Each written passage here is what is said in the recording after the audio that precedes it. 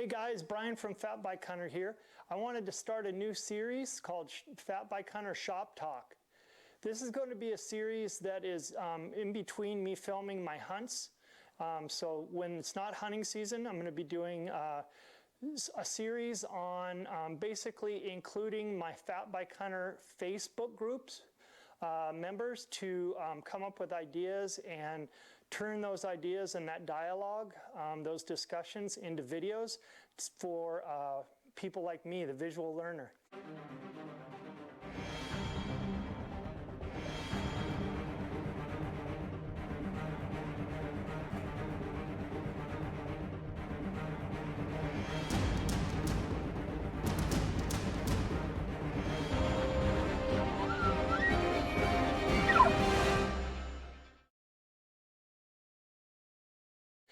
So on January 17th of 2021, Dave W. from Fat Bike Hunter Facebook group proposed a question. He has 4-inch rims, so I'm assuming that's a 100-millimeter rim on his fat bike, and he was wondering if anybody's gone tubeless on that. I can tell you on my 100-millimeter rims, with a 4.95 tire, there's just not much sidewall curvature, and so I'm a little hesitant in trying to do tubeless with a 100-millimeter rim, a 4-inch rim, with a wide tire. I feel like it almost needs to be a little bit more of a curvature to hook that bead. An example would be actually what I hunt with. This is an 80-millimeter rim with a 3.75 tire. This is a 27.5 rim, but it is a 3.75 tire, which is giving me a little bit more curvature in the sidewall, which is going to hook that bead. These are my tubeless setup for when I'm hunting. Now Benson H, also from Fat Bike Hunter, Fat Bike Hunter Facebook, he was questioning not only the curvature of the tire to the rim, but also just the amount of sealant that would be necessary and whether it would seal at really low pressure. Okay, so the amount of sealant is considerably a lot more, obviously, than a regular mountain bike tire. But I can tell you with my 3.75s, it was a couple cups of the measuring cups of the sealant from stands. So a couple of the measuring cups from stands, and I've had actually 2 seasons where it's been holding air really well. Now, Kevin B was extremely helpful.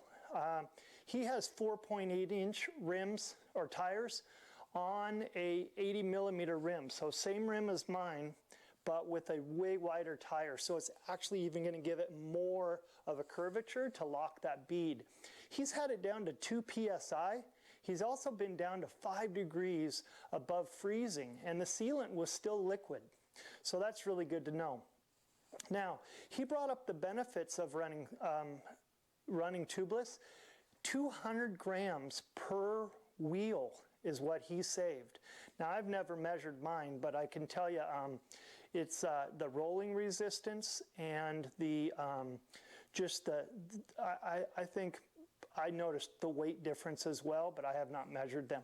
But for sure, the rolling resistance, especially at 2 psi, which I do run in the winter with my 4.95s on the ski trails, it is quite a bit noticeable when you get down to that low of tire pressure, how much it almost self-steers. It kind of grabs onto anything it possibly can, because that wide of a tire really likes to grip things. And he felt like with the 4.8s on an 80-millimeter rim, he actually had really low rolling resistance and didn't really have any issues with the low tire pressure. Now, he and myself just want to remind you that when you're running a tubeless setup, you still got to be very, very careful with punctures, especially with tubeless setups, because you still can get a big puncture. If it's going to be a puncture, it's going to be a big one. And sometimes the sealant can't fill that all the way in, as well as you could get sidewall damage. Some of the trails I ride here in the Cascade Mountains of Washington, there's a lot of basalt and andesite, and if your tires, the sidewalls, rub against any of that, it can rip a hole, a big hole right into it.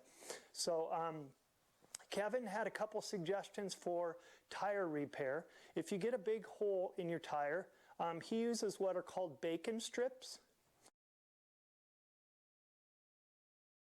Bacon strips are basically some poly strips with a tool, and you push down in that bacon strip into the hole, and it just seals it up for you. It's pretty temporary. It'll get you out of the mountains. Those run from about $4.89 all the way up to $28, which just depends on how fancy the packaging is and how nice the tool is. Kind of looks like a screwdriver. I also was looking into a product by Stan's that makes the sealant as well. It's called a Stan's Dart Tube. Now those are $28 to $45. $28, you get the tool and 2 fix-its. They're a little bit different than the poly strip. They look more like a starfish. The nice thing about those is you don't have to trim them. You put them in, they go in the same way as the bacon strips, and then you just can take off and they'll wear down where they need to. And it's really supposedly not noticeable. So I may check into those and add those to my bike bag. Now as far as sidewall repair, I'm assuming we're running 30 pounds PSI or less. And so the tests that I have heard of and the tests I am aware of, the situations I've been in over the 35 years I've been hunting by bike have been below 30 PSI, even on my mountain bike. So there's a couple cool suggestions. Duct tape. That duct tape can seal from the inside of your sidewall of your tire. You can use a 4 to 5 pieces of duct tape laid over themselves to repair that sidewall tear. That can go with a tube or tubeless. Another suggestion is the Park tire boot. These are made by Park, and they are anywhere from $4.95 for 3 of them on up, depending on packaging once again. These are another temporary fix as far as I'm concerned to get you out of the mountains, but they're probably one of the better. Oddly enough, an old trick, I used to race bikes, and an old trick, as far as I can remember, is to use a dollar bill. A $20 bill will fix my sidewall. Okay, and you fold it in about thirds and then stick it on your sidewall and then air up your tire. Well, I use a $20 bill when I can, because sometimes if my flat is bad enough or I'm hauling out an elk and I'm getting really tired and a truck drives by, I pull that $20 bill out of my wallet or out of the tire and show it to them, and usually I get a free ride in the back of their truck back to my truck. So I like to carry a 20 to tip them if they'll accept it, right? And then as far as going tubeless, Dave W., I'm not sure how much research you've done. There are awesome kits out there to do it yourself. A lot of really nice rim strips that are made for fat bikes. You can also just go to your local shop. Another little hint though is when you have an old tube and you are done patching it, it's got 4 or 5 patches, you're just tired of it, you're going to throw it away. Don't do that. Go ahead and take some scissors and cut out that old stem, that Presta stem or Schrader stem. Most likely you'd want to use Presta. And you can actually create a tubeless kit using that old stem, which is pretty cool. And there are videos on YouTube for doing that. Seth's Hacks has actually some pretty good videos on how to do things like that. All right, I'd like to show you what else is in my bag, my bike bag. This is for my rear pannier. These are things that have really helped me over the years of hunting by bike.